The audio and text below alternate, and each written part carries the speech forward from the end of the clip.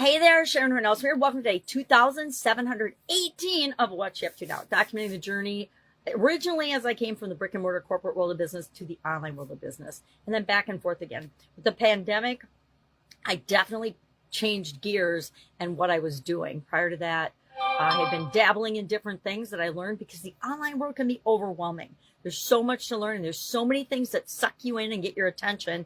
And I fell prey to that just like everybody else. They call it shiny object syndrome, just something I'd never heard of when I was just in the offline world. But in the online world, it's super easy to get sucked into and dragged down rabbit holes that aren't necessarily for us. It's always great to learn things, and we get pulled down for a reason.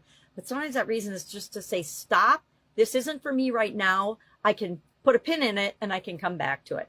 I am a huge believer in software programs like Evernote and things like that. I don't remember what the other ones that I use are. I think there's a Google Notes or whatever, or Microsoft for sure, where we can save information to come back to when the time is appropriate or when we need it. It's why I like to save so many tools in my personal toolbox, so when I need them, I can just pull them up and use them to solve problems, to set goals, etc.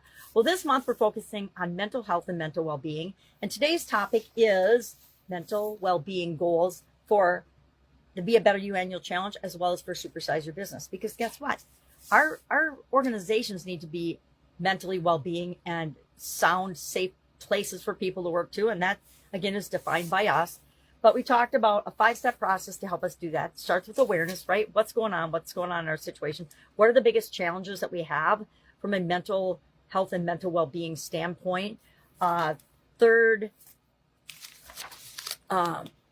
what's well-being mean to us? We already did that. Fourth, set SMART goals in order to consider all the high points and all the most important criteria in order to achieve that goal or objective. And then I gave some examples of people and how they applied this. And I didn't share Sarah's story, so I'm going to share Sarah's story here. Sarah is an overwhelmed corporate executive. She's 42 years old. She's a marketing executive. She's juggling demanding job, 2 teenagers. If you've had teenagers, you know what that's like. And elderly parents. And she's burned out. She's got insomnia and anxiety plagues her daily life. She's anxious about trying to get everything done all the time, every single day. Anybody be able to relate to that?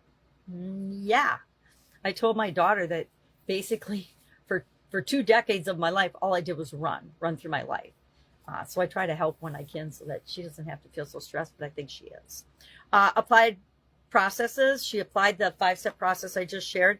She began journaling to reflect on her daily stressors to figure out, okay, I know I'm feeling stressed all the time, but what is actually causing me to feel stressed out?